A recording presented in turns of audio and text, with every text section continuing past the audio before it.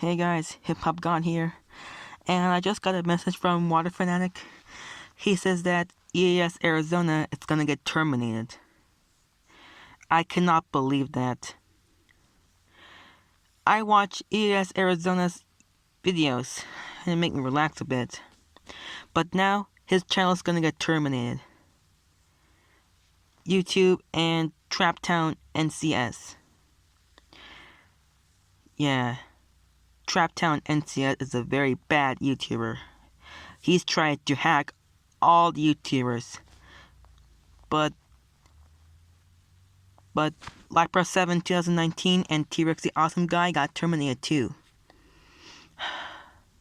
Now, EAS Arizona. If you know EAS Arizona, go subscribe to his channel and watch his videos for the final time. And yeah, and that's it. Thank you guys so much for watching. Please give it a thumbs up.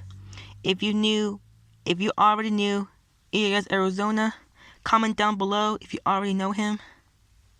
And until then, I'll see you in the next video. Take care, everyone. Rest in peace, EAS Arizona.